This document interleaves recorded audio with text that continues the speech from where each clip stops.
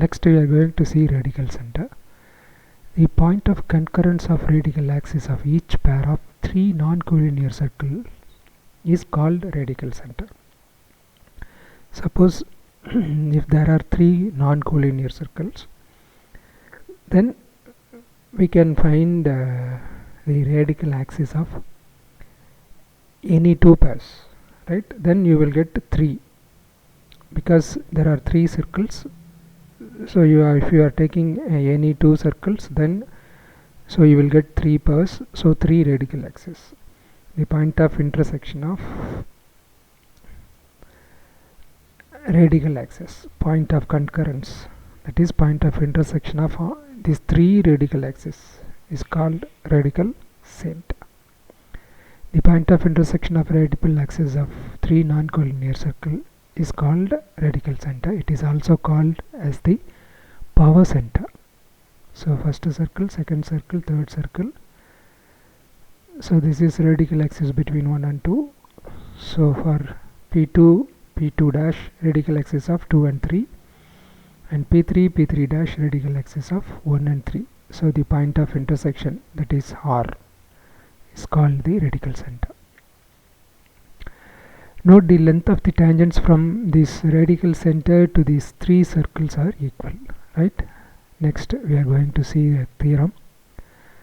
Result of the circle x square plus y square plus 2gx plus 2fy plus c equal to 0 cuts each of the two circles x square plus y square plus 2g1x plus 2f1y plus c1 equal to 0 and x square plus y square plus 2g2x plus 2f2y plus c2 equal to 0.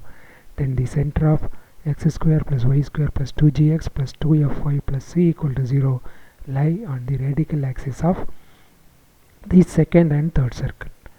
So we'll see the proof.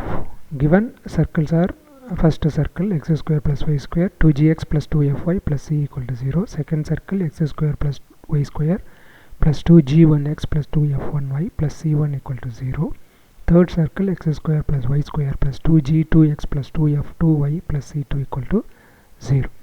Now center of 1 is minus g minus f, right? So radical axis of 2 and 3 using the formula, so you will get 2g1 minus g2x plus 2f1 minus f2y plus c1 minus c2 equal to 0. That is equation number 4. Aim the center of the first circle minus g minus f lies on the radical axis of 2 and 3, that is equation number 4.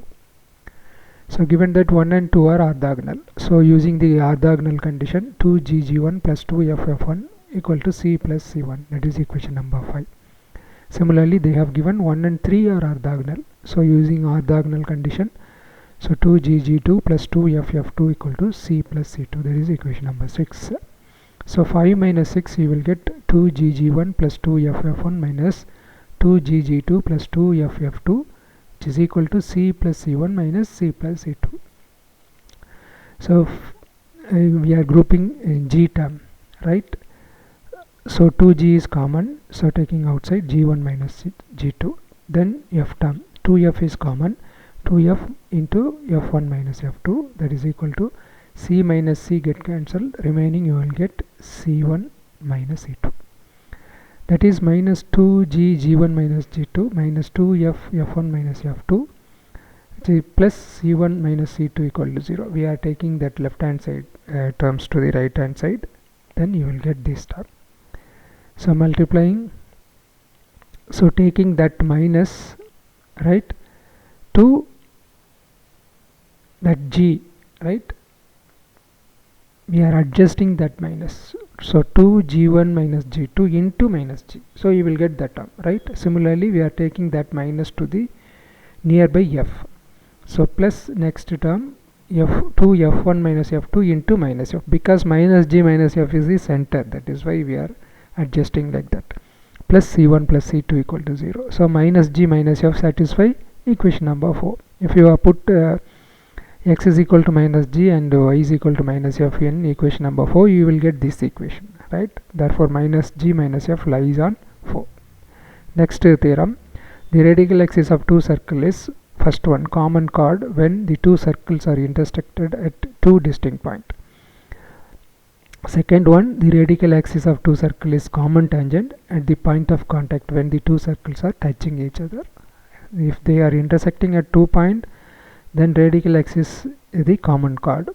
If you are touching at a single point, right, the point of contact of two circles is a single point, then the radical axis is the common tangent. We'll see the proof. X square plus y square plus 2gx plus 2fy plus c equal to 0. That is the first circle.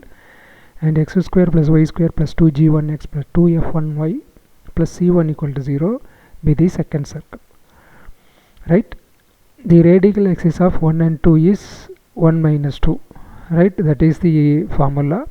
So 2g minus g1x plus 2f minus f1y plus c minus c1 equal to 0. That is equation number 3. Suppose, first question, suppose 1 and 2 are intersected at two distinct points A and B. We know that 1 and 2 are intersected at two distinct points, right? Then 1 minus 2 is equal to 2g minus g1 into x plus 2f minus f1 into y plus c minus c1 equal to 0. Represent the common chord, right? So we already proved this, right, in section 51, right, conic section, part 51. So A and B, the point of contact, then this is the radical axis, then 4 represent the common chord AB, right? Next, suppose 1 and 2 touching each other like a single point P. Let P be the point of contact of 1 and 2. We know that 1 and 2 are touching each other. So 1 minus 2 2g minus g1 into x plus 2f minus f1 into y plus c minus c1 equal to 0 represent the common tangent at the point of contact of 1 and 2. This is same part, right? We already proved this one. We are taking that result. Hence 4 represent the common tangent of 1 and 2. Thanks.